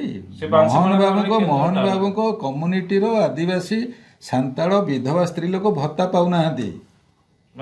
ଆପଣ କହିବେ ମୁଁ ବଦ୍ଧପରିକର, ଆପଣ କହିବେ ମୋର ପ୍ରାଥମିକ ଭାଷଣ, କିଏ ଗୋଟେ ଲେଖିଦେଇଛି ଆପଣ ପଢ଼ି ଦେଉଛନ୍ତି। ମୁଁ ଯଦି ଆପଣଙ୍କୁ ଚିତ୍ର ଦେଖେଇ ଦିଏ, ସ୍କ୍ରିପ୍ଟେଡ୍, ୟେସ୍ ମୁଁ ଦେଖେଇଦେବି। ଆପଣ କହୁଛନ୍ତି ସବୁ ଯାହା ସବୁ ଆମେ ଦେଖୁଛନ୍ତି ଆଦିବାସୀ ମେଳା ହଉ, ଏହି ଗୋଟେ ଲେଖିଛି, ତାକୁ ପଢ଼ିଛନ୍ତି। ଆଚ୍ଛା, ମୁଁ ସିଧାସଳଖ ଭାବରେ କହିବି ଏବଂ ଗୁରୁତ୍ୱର ସହିତ କହିବି, ଜୋର ଦେଇ କହିବି ଯେ କେହି ଲେଖିଦେଇଛି ସିଏ ପଢ଼ିଛନ୍ତି। ମୁଁ ପ୍ରମାଣ କରିକି ଦେଖେଇବି ଯେ ନା ତାଙ୍କର ଆନ୍ତରିକତା ଅଛି, ନା ପ୍ରାଥମିକତା ଅଛି, ନା ସିଏ ବଦ୍ଧପରିକର। ଗୋଟେ ମେସିନାରୀ ପ୍ରୋସେସ ଅନୁସାରେ କାମ ଚାଲିଛି। The process mechanism is running itself, ଆପେ ଚାଲିଛି। Nobody is pushing, Mohan babu is not pushing, not capable to push also. ଆଚ୍ଛା, ତ ଯେଭଳି ଭାବରେ ଗୋଟେ ଷ୍ଟେପ୍ ବାଇ ଷ୍ଟେପ୍ ଅଳ୍ପ ମାନେ ଯୋଉ ମନ୍ଥର ଗତି, କଚ୍ଛପ ଗତିରେ ଚାଲିଛି। ଯେହେତୁ ଆପଣ ତଳୁ ଆସିଛନ୍ତି, ଆଚ୍ଛା, ଯେହେତୁ ଆପଣ ସେଇ ଜାଗାରୁ ଆସିଛନ୍ତି, ଆପଣ ଏଇଟା ଆଗ କରିବା କଥା, ନିଜର କମ୍ୟୁନିଟିକୁ ସେ ଅଧିକ ପ୍ରାୟୋରିଟି ଦେବା କଥା, ନିଜ କମ୍ୟୁନିଟିକୁ ଅଧିକ ଇମ୍ପୋର୍ଟାଣ୍ଟ ଦେବା ଦେଇନାହାନ୍ତି। ମୁଁ 4 ମାସ ତଳ କଥା କହୁଛି, 4 ମାସ ତଳୁ ଲେଖିଥିବା ଚିଠିର ସମାଧାନ ହେଇନାହିଁ। 4 ମାସ ତଳେ ଯେଉଁ ଅନାଥ ପିଲା ଥିଲେ ଆଜି ବି ସେମିତି ସିଏ ଅଛି। ଆଚ୍ଛା, ଯେଉଁ ଛପର ଭାଙ୍ଗି ଯାଇଛି ଏବେ ବି ସେମିତି ଭଙ୍ଗା ହେଇକି ଅଛି। ତ ତାହେଲେ ଆପଣଙ୍କର ଯେଉଁ ପ୍ରଶ୍ନ ହେଲା ଯେ ଆମେ କ'ଣ ପ୍ରାଥମିକତା ବଦ୍ଧପରିକର ୟୁଜଲେସ୍ଟା ସିମ୍ପଲି ୟୁଜଲେସ୍ ଏବଂ ଉପହାସ ବୋଲି ଆମେ ବୁଝି ନେବା ଯେ ଆଦିବାସୀ ମୁଖ୍ୟମନ୍ତ୍ରୀଙ୍କର ଆଦିବାସୀଙ୍କ ପାଇଁ ଉପହାସ ବୋଲି କୁହାଯାଇପାରିବ। ଆଉ ଗୋଟେ କଥା ସେମାନଙ୍କର ଯଦି ଆମେ ଦେଖିବା ଯେଉଁ ନୃତ୍ୟ ରହିଛି ଆଦିବାସୀ ନୃତ୍ୟ କଥା ଆଦିବାସୀ ମାନଙ୍କର ବାଜଣା ତିରଙ୍ଗା ଯେଉଁ ରହିଛି ସେମାନଙ୍କର ସେ ସବୁକୁ ଆପଣ କିଭଳି ଦେଖୁଛନ୍ତି ସେମାନଙ୍କର ଡେଭଲପ୍ କରିବା ପାଇଁ ସେ ଜିନିଷ ଡେଭଲପ୍ କରିବା ପାଇଁ ସରକାର କ'ଣ କରୁଛନ୍ତି? ଆପଣ କେବଳ ନାଚ ବିଷୟରେ ମୋର ଯେଉଁ ଅଳ୍ପ ଜ୍ଞାନ ମୁଁ ବେଶୀ କିଛି ନାଚ ଲୋକଙ୍କୁ ଦେଖିନି ଆଉ ସେ ଯେଉଁଠି ନାଚ ହେଉଥିଲା ମୁଁ ସେଠିକି ବି ଯାଇନି କିନ୍ତୁ ନାଚ ଦିଗରେ ସାନ୍ତାଳମାନଙ୍କର ନାଚ ବହୁତ ଆଗରେ। ସାନ୍ତାଳ ନାଚ ସେଇଟା ମୟୂରଭଞ୍ଜରେ ଗୋଟେ ଟିମ୍ ଅଛନ୍ତି ବହୁତ ସୁନ୍ଦର ନାଚୁଛନ୍ତି ଶହ ଶହ ସଂଖ୍ୟାରେ ସ୍ତ୍ରୀ ଲୋକ ଏକାବେଳେ ନାଚିବେ ମୁଣ୍ଡରେ ପୁଣି କଳସୀ ଧରିକି 2-3ଟା କଳସୀ ଧରିକି ନାଚିବେ 1 ଏଭବ୍ ନାଦ କରିକି ସୁନ୍ଦର ଭାବରେ ନାଚୁଥିବେ ଭାରି ବ୍ୟୁଟିଫୁଲ୍ ଦେଖିବାକୁ ଏବଂ ତାଙ୍କର ଯେଉଁ ମ୍ୟୁଜିକ୍ ବହୁତ ଡେଭଲପ୍ କରିଛି ତାଙ୍କର ରାଇମ୍ ରିଦିମ୍ ବହୁତ ଡେଭଲପ୍ କରିଛି ତାଙ୍କର ବହୁତ କମ୍ପୋଜିସନ୍ ସିନେମା ସେମାନେ କଲେଣି ବହୁତ ପ୍ଲେ କଲେଣି ବହୁତ ଆଗରେ ସେମାନେ ଅଛନ୍ତି। ବାଦ ବାକି ଆଉ ଯେଉଁ ଟ୍ରାଇବ୍ ଅଛନ୍ତି ସେମାନଙ୍କର ସେମିତି କିଛି ଖାସ୍ ହେଲା ଭଳି ମୋ ନଜରକୁ ଆସିନି। ତ ଏସବୁ ଡିସ୍କସନ୍ ମଧ୍ୟରେ ମୋର ଶେଷ ପ୍ରଶ୍ନ ରହିବା ଆପଣଙ୍କ ସାର୍ ଯଦି ଏଇ ଆଦିବାସୀ ମେଳା ଯାହା ସବୁ ଚିତ୍ରଣ କରାଯାଇଥିଲା ଯାହା ସବୁ ଆମକୁ ଦେଖାଯାଇଥିଲା ଯେଉଁ ସାଧାରଣ ଜନତା ଜଣେ ସାଧାରଣ ଲୋକ ଗୋଟେ ଯାଇକି ଦେଖୁଥିଲା ଯାହା ବି ସେ ସବୁକୁ ନେଇକିରି ପରିବର୍ତ୍ତନ କ'ଣ କରାଯାଇଥାନ୍ତା ଅଲଗା କିଛି ନୂଆ ଡିଫରେଣ୍ଟ ଅନ୍ଦାଜରେ ଡିଫରେଣ୍ଟ ଭାବରେ କିଛି କରାଯାଇ ପାରିଥାନ୍ତା କି ସରକାର ତରଫରୁ ଯଦି ସରକାର ଚାହିଁଥାନ୍ତେ ତ ଅଲଗା କିଛି ହେଇପାରିଥାନ୍ତା କି? ଭଲ କଥା ଆପଣ ଯେଉଁ କୁଡ଼ିଆ ଗୁଡ଼ିକୁ ଦେଖେଇଲେ ସେଟାକୁ ସେମିତି ଦେଖାନ୍ତୁ ନାହିଁ। ଆପଣ ଦେଖିବେ ଗୋଟେ ମଣ୍ଡ ଘର ସେମାନେ ଦେଖାଉଥିଲେ ମଣ୍ଡ ଘର ଲେଖିଛନ୍ତି ଜୁଆଙ୍ଗ ମଣ୍ଡ ଘର ମଣ୍ଡ ଘର ସେ ଅବସ୍ଥାରେ ଆଜି ନାହିଁ ସବୁ ଜାଗାରେ କମ୍ୟୁନିଟି ସେଣ୍ଟର ହେଇଯାଇଛି। ତାଙ୍କର ଗୋଟେ ମଣ୍ଡ ମାନେ ଗୋଟେ ସେଣ୍ଟ୍ରାଲି ଗାଁର ଗୋଟେ ମଧ୍ୟ ଭାଗରେ ଗୋଟେ ଘର ହୁଏ ଏବଂ ତାର ଦ୍ୱାର ନଥାଏ ସଭାଗୃହ ଟାଇପ୍ର ହଁ 3 ପଟେ ବନ୍ଦ ଥିବ ଗୋଟେ ପଟ ପୁରା ଖୋଲା ଥିବ ସେଠି କବାଟ ଝରକା କିଛି ନଥିବ ଏବଂ ସେଥିରେ ଦିନସାରା ନିଆଁ ଜଳୁଥିବ ଏବଂ କାନ୍ଥରେ ସବୁ ବିଭିନ୍ନ ବାଦ୍ୟଯନ୍ତ୍ର ଆପଣଙ୍କର ହାତ ହତିଆର ସବୁ ସେଠି ଝୁଲା ହେଇଥିବ ଏବଂ ସେଥିରେ ତାଙ୍କର ସଭା ହୁଏ ନ୍ୟାୟ ନିଶାବ ସବୁ ସେଇଠି ହୁଏ ଆଉ ନାଚ ଗୀତ ବି ପିଲାମାନେ ଝିଅମାନେ ନାଚ ଗୀତ ବି କରନ୍ତି ସଭା ସମିତି ତାଙ୍କର ହୁଏ। ତାଙ୍କୁ ସରକାର ଏବେ କୋଠାଘର କରିଦେଇଛନ୍ତି କୋଠାଘର ଆମେ ଦେଖିଛୁ ଆମ ଓଡ଼ିଶା ଗାଁରେ କୋଠାଘର ଅଛି ତେଣୁ ତୁମେ ଯେଉଁ ମଣ୍ଡ ଘରଟି ଦେଖେଇଲ ସେ ମଣ୍ଡ ଘର ଆକ୍ଚୁଆଲି ସେ ଅବସ୍ଥାରେ ଆଜି ନାହିଁ ସେଇଟା ସେମାନେ ନିଜେ ବନାଉଥିଲେ ଆଜି ସରକାର ତାଙ୍କ ପାଇଁ ବନେଇ ଦେଇଛନ୍ତି। ତେଣୁ ଘର ଯେଉଁ ଭଳିଆ ଆପଣ ଦେଖାଉଛନ୍ତି ସେମିତି ଦେଖିବା କଥା ନୁହେଁ। କାହାର ଭାଙ୍ଗି ଯାଇଛି କ'ଣ ସାଧାରଣ ଲୋକ ବ୍ରାହ୍ମଣ ଲୋକର କ'ଣ ଭଙ୍ଗା ଘର ନାହିଁ ତାମାନେ କ'ଣ ଆମେ କହିବା ନା ଏଇ ଭଙ୍ଗା ଘର ବ୍ରାହ୍ମଣ ରହନ୍ତି ଏମିତି ତ କହିବା ନା। ତେଣୁ ଯେଉଁ ଘର ତୁମେ ଦେଖେଇଲ ସେମିତି ଦେଖେଇବା କଥା ନୁହେଁ। ତୁମେ ଅନ୍ତତଃ ଦେଖେଇ ପାରିଥାନ୍ତ ଯେ ଏ ସମୟ ଥିଲା ଏମିତି ରହୁଥିଲେ ଏବେ କୋଠା ଘରେ ରହୁଛନ୍ତି ଏଇ ଡିସପ୍ଲେ ତୁମେ କରିବାର କିନ୍ତୁ ଗୋଟେ ସାଇଡ୍ ମୁଦ୍ରାର ଗୋଟେ ପାର୍ଶ୍ୱ ଦେଖିଲା ବେଳେ ଗୋଟେ ପାର୍ଶ୍ୱ ଦେଖିକି ରଖିଯାଉଛନ୍ତି ଯେ ସେମାନଙ୍କର ଆର୍ଥିକ ଅବସ୍ଥାରେ ଏଇ ପରିବର୍ତ୍ତନ ଘଟିଛି। କାଲି ମୂଲ ଲାଗୁଥିଲେ ଜଙ୍ଗଲଜାତ ଦ୍ରବ୍ୟ ସଂଗ୍ରହ କରି ଖାଉଥିଲେ ଏବେ ଚାକିରି କଲେଣି ଏବେ ବ୍ୟବସାୟ କଲେଣି ଏବେ ଜିନିଷ ସଂଗ୍ରହ କରି ବିକିକି ପଇସା ରୋଜଗାର କଲେଣି ଏଇଟା ବି ତୁମେ ଦେଖେଇ ପାରିଥାନ୍ତ ଆର୍ଥିକ ଭାବେ ବର୍ତ୍ତମାନ ସ୍ୱଚ୍ଛଳ ହେଲେ ଦେଖେଇ ପାରିଥାନ୍ତ। ଲିଟରେସି ବାବଦରେ ଆପଣ ଯେଉଁ ପଚାରୁଥିଲେ ମଝିରେ ଲିଟରେସି ବାବଦରେ ତୁମେ କହିପାରତ ସମୟ ଥିଲା 0 ଲିଟରେସି ଥିଲା ଆଜି ପୁରୁଷଙ୍କର ଏଇ ଲିଟରେସି ହାର ସ୍ତ୍ରୀ ମହିଳାମାନଙ୍କର ଏଇଆ ଅଛି ପିଲାମାନେ ଏମିତି ହେଲେଣି ଲିଟରେସି ହାର କେମିତି ବଢ଼ିଛି ଏବଂ କାହାଠୁ କମ୍ କାହାଠୁ ବେଶୀ ବି ଦେଖେଇ ପାରିଥାନ୍ତ ଏବଂ ସେଇ କମ୍ୟୁନିଟିର ସେଇ ଟ୍ରାଇବ୍ର ପିଲା କ'ଣ ପଢ଼ିକି କ'ଣ ଚାକିରି କଲେଣି କେତେ ସଂଖ୍ୟାରେ କଲେଣି ବି ଆପଣ ଦେଖେଇ ପାରିଥାନ୍ତେ ଗୋଟେ ବୋର୍ଡ଼ ଲଗେଇକି ବି କରିପାରିଥାନ୍ତେ। ସ୍ୱାସ୍ଥ୍ୟ ବାବଦରେ ଆପଣ ଗୋଟେ ଦେଖିବେ ସ୍ୱାସ୍ଥ୍ୟ ବାବଦରେ ସେମାନେ ବହୁତ ଅଜ୍ଞ ହେଲ୍ଥ କନସିୟସନେସ୍ ତାଙ୍କର ନାହିଁ ସେମାନେ ଏବେ ବି ଆପଣ ଦେଖିବେ ସେମାନେ ଚେରମୂଳିରେ ନିର୍ଭର କରନ୍ତି। ମୁଁ କହୁନି ଚେରମୂଳି ଖରାପ ବୋଲି ତଥାପି ନଟ୍ କ'ଣ ଏଇଟା ଆପଣଙ୍କର କିଛି କହିହେବନି ନଟ୍ ଗ୍ୟାରେଣ୍ଟେଡ୍ ଆପଣ କ'ଣ ନାହିଁ କ'ଣ ଗୋଟେ ଖାଇଦେବେ ଆଉ ଗୋଟେ କ'ଣ ହେଇଯିବ ବିଜ୍ଞାନ ଆଜି ଏତେ ଆଗକୁ ବଢ଼ିଲାଣି ସବୁ କିଛି ଘଟିଲାଣି ତ କନସିୟସ୍ ସେମାନେ ହେଲ୍ଥ ସର୍ଭିସେସ୍ କନସିୟସ୍ ନାହାନ୍ତି। ହେଲ୍ଥ କନସିୟସ୍ଟା ଅଲଗା ଜିନିଷ କିନ୍ତୁ ଯେଉଁ ମଡ଼ର୍ଣ୍ଣ ହେଲ୍ଥ ସର୍ଭିସ୍ ମିଳୁଛି ସେ ବାବଦରେ ସେମାନେ ଆୱାର ନୁହନ୍ତି। ଏବେ ବି ମୁଁ ଦେଖିଛି ଆମ ଗାଁ ପାଖରେ ଗୋଟେ ପିଲା ବାଡ଼ିକୁ ବେଳେ କାମ କରିବାକୁ ଆସେ ଜୁଆଙ୍ଗ ଟ୍ରାଇବ୍ର ସେ ପିଲାର ବାପାକୁ କ୍ୟାନ୍ସର ହେଇଥିଲା ସିଏ ଟ୍ରିଟମେଣ୍ଟ ପାଇଁ ହସ୍ପିଟାଲକୁ ନ ନେଇ ତାଙ୍କ ଗାଁର ଠାକୁରାଣୀ ପାଖରେ ତାର ପୂଜା କରିଥିଲା ଏବଂ ମୋତେ ଯେତେବେଳେ ସେ ପଇସା ମାଗିଥିଲା ସେଇଥିପାଇଁ ମୁଁ ପଇସା ପଠାଇଥିଲି ଭୁବନେଶ୍ୱର କିଛି ଦିନ ପରେ ତା ବାପା ମରିଗଲା। ମୁଁ ପଚାରିଲି କ'ଣ ହେଇଥିଲା ନା ଆଜ୍ଞା କ୍ୟାନ୍ସର। ମୁଁ ତାହେଲେ ପୂଜା ପାଇଁ ପଇସା କାହିଁ ନେଇଥିଲୁ ନା ଆଜ୍ଞା ଲୋକ କହିଲେ। ଆଚ୍ଛା ଏ ଅନ୍ଧବିଶ୍ୱାସରେ ବି ମୁଁ ଆପଣଙ୍କୁ 2025ର ଏଣ୍ଡ କଥା କହୁଛି ରିସେଣ୍ଟ ଘଟଣା ଏବେ 2025 ମସିହାରେ ଆପଣ ବୁଝନ୍ତୁ ଯଦି କେଉଁଝରରେ ଏଇ ଧାରଣା ଲୋକଙ୍କର ଥାଏ ତେଣୁ ସେଇଥିପାଇଁ ବହୁତ ଦିନ ତଳେ ମୋର ଗୋଟେ ଲେଖା ବାହାରିଥିଲା ସମାଜରେ, ଦୌତା ଖାଇଗଲା। ଗୋଟେ ଲେଖା ବାହାରିଥିଲା, ବହୁତ ଲୋକ ସଚିବାଳୟରେ ବୁଝିପାରିଲେନି ଦୌତା ମାନେ କ'ଣ। ଏଇଟା ଗୋଟେ କଲୋକାଲ ୱାର୍ଡ଼। ଦୌତା ମାନେ ଦେବତାରୁ ଦୌତା, ଠାକୁର ଦେବତା, ଦେବତାରୁ ଦୌତା, ଲୋକମାନେ ଦୌତା କହନ୍ତି। ଗୋଟେ ଯେଉଁ ସ୍ତ୍ରୀ ଲୋକମାନଙ୍କର ଯେଉଁ ପ୍ରେଗନେନ୍ସି ଥାଏ, ବେଳେବେଳେ କିଛି କାମ ଦାମ କରିଦେଲେ, ଭାରି ଜିନିଷ ଉଠେଇଦେଲେ କି ଆଉ କ'ଣ କମ୍ପ୍ଲିକେସନ୍ ଅଛି, ତାକୁ ଦେଖି ମିସ୍କ୍ୟାରେଜ୍ ହେଇଯାଏ। ଆଦିବାସୀ ଲୋକ ବହୁତ ବୁଝନ୍ତି, ସମସ୍ତେ ନୁହେଁ, କିଛି ଆଦିବାସୀ ଲୋକ ବୁଝନ୍ତି ଯେ ଗାଁ ଦୌତା ତାକୁ ଖାଇଗଲା, ଛୁଆଟା ଭିତରେ ଦୌତା ଖାଇଗଲା, ଠାକୁରାଣୀ ଖାଇଗଲା। ଇଏ ଧାରଣା ଏବେ ବି ରହିଛି ଆମ ଅଞ୍ଚଳରେ ବି ଏବେ ବି ଅଛି। ତ ଏ ବାବଦରେ ସରକାର କାମ କରିବା ଉଚିତ। ଏବଂ ଯଦି ତୁମେ ତାଙ୍କୁ ଏଇ ଧାରଣାରୁ ବଦଳେଇକି ଆଣିକିରି ଆଉ ହେଲ୍ଥ ସର୍ଭିସେସ୍ ପହଞ୍ଚେଇ ପାରିଛ, ଆଜି ତାଙ୍କର ଧରନ୍ତୁ ଡେଲିଭରି ହସ୍ପିଟାଲରେ ହେଉଛି, ଜ୍ୱର ହେଲେ ଔଷଧ ଖାଉଛନ୍ତି, ଟୁଟକା ଉପରେ ନିର୍ଭର କରୁନାହାନ୍ତି, ଗାଁ ଦେବୀକୁ ପୂଜା କରି ଡାକ୍ତର ପାଖକୁ ଯାଉଛନ୍ତି, ତାହେଲେ ତାକୁ ବି ଦେଖାଅ ଗୋଟେ କରୁନା ଭିଡ଼ିଓ ବନାଅ ଯେ ଏମିତି ଏମିତି କଥା ଏଇଆ ହେଇଛି, ଡାକ୍ତର ପାଖକୁ ଯାଉଛନ୍ତି, ଚିକିତ୍ସା ହେଉଛି, ଦେଖଉନ। ଏତେ ଗୋଟେ ନାଚ ଗୀତ କରୁଛ, ଏଇଠି ଭିଡ଼ିଓଟା ଦେଖିବାରେ କ'ଣ ଅସୁବିଧା ଅଛି? ଲୋକଙ୍କ ସାଧାରଣ ଜନତାଙ୍କର ମନୋରଞ୍ଜନ ପାଇଁ ବିଭିନ୍ନ ପ୍ରକାର କାର୍ଯ୍ୟ ହେଉଛି, କିନ୍ତୁ ଯୋଉଟା ଆମେ ଯଦି ଦରକାର ସେ ଜିନିଷଟା ହେଇପାରୁନି। ତାଙ୍କର ନାଚ ଗୀତ ଆମେ ଡିସପ୍ଲେ ରାଜଧାନୀରେ କରିବା ଠିକ୍ ଅଛି, ତାକୁ ପ୍ରମୋଟ ବୋଲି କୁହାଯାଇପାରେ, କିନ୍ତୁ ଇଏ ବି ବନାଯାଉ ଯେ ଏଇ ସ୍ତରରେ ଥିବା ଲୋକ ସମୟକ୍ରମେ ବଦଳି ଆଜି ଗାଁ ଦେବତାକୁ ପୂଜା କରିବା ବଦଳରେ, ଟୁଟକାରେ ନିର୍ଭର କରିବା ବଦଳରେ, ଡାହାଣୀ ଫାଣିକୁ ବିଶ୍ୱାସ କରିବା ବଦଳରେ ସିଏ ଆଜି ଡକ୍ଟର ପାଖରେ ଯାଇକି ବସିଛି ଏବଂ ଔଷଧ ଖାଉଛି। ଦେଖ ରୂପାନ୍ତରଣଟା ଦେଖ। ରୂପାନ୍ତରଣଟା ଦେଖ। ହେଲେ ଆମେ ବୁଝିଥାନ୍ତେ ଯେ ଗଭର୍ଣ୍ଣମେଣ୍ଟ ଇଜ୍ ଡୁଇଂ ସମଥିଙ୍ଗ, ଏବଂ ଗଭର୍ଣ୍ଣମେଣ୍ଟ କନସିୟସ୍ ଅଛି ବୋଲି ବୁଝିଥାନ୍ତେ। ଆଉ ଯଦି ଆପଣ ଏମିତି ବିଭାଗ ଅଛି, ମନ୍ତ୍ରୀ ଅଛି, ମୁଖ୍ୟମନ୍ତ୍ରୀ ଅଛନ୍ତି, ଭାଷଣ ଲେଖା ହେଉଛି, ପଢ଼ା ହେଉଛି, ତାହେଲେ ତା ଲାଇନ୍ରେ ଅଛି। ଆଉ ଗୋଟେ କଥା, ଯଦି ସେମ୍ କୋଶ୍ଚିନ୍ ଯଦି ଆପଣଙ୍କୁ ପଚାରିବି, କ'ଣ କହିବେ ଆପଣ ଏ ଚିତ୍ରକୁ କିଭଳି ଭାବେ ଦେଖୁଛନ୍ତି? ଓଭରଅଲ୍ ସଜେସନ୍ ରହିବ ଯେ ଆମର କୌଣସି କାର୍ଯ୍ୟକ୍ରମର ନେଇ ନଥିଲା ଯେ ସରକାରଙ୍କୁ ସମାଲୋଚନା କରିବା, ବରଂ ଯାହା ହେଉଛି ତାହା ଆହୁରି କେତେ ବେଟର ହେଇପାରିବ।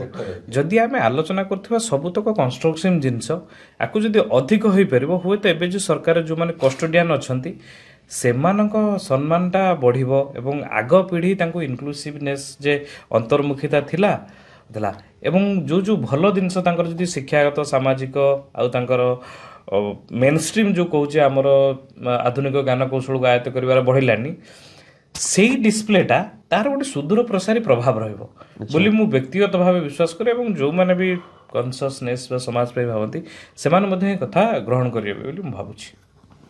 ତ ଦର୍ଶକ ବନ୍ଧୁ, ଏହା ଥିଲା ଆଜିର ଆଲୋଚନା। ଆଦିବାସୀ ମେଳା କେବଳ ଗୋଟେ ଲୋକଙ୍କର ମନୋରଞ୍ଜନ ପାଇଁ ନୁହେଁ, ଲୋକଙ୍କ ପାଇଁ ବିଭିନ୍ନ ପ୍ରକାର ଶିକ୍ଷଣୀୟ ଜିନିଷ ରହିବା ଦରକାର। ସରକାର ବି ସଚେତନ ହେବା ଦରକାର। ନା ଆଦିବାସୀ ପୂର୍ବେ ଯେଭଳି ଦେଖାଯାଉଥିଲେ ସେୟା ନୁହେଁ, ଏବେ ବର୍ତ୍ତମାନ ଆଦିବାସୀଙ୍କ କିଛି ନା କିଛି କୌଣସି ଆର୍ଥିକ ଭାବେ ସ୍ୱଚ୍ଛଳ ହେଇ ପରିବର୍ତ୍ତନ ହେଲେ ତାକୁ ବି ଲୋକଙ୍କ ସାମ୍ନାକୁ ଅଣାଯାଉ, ଯାହାକି ଆମର ଆଜି ଆଲୋଚନା ବିଷୟବସ୍ତୁ ରହିଥିଲା। ଧନ୍ୟବାଦ।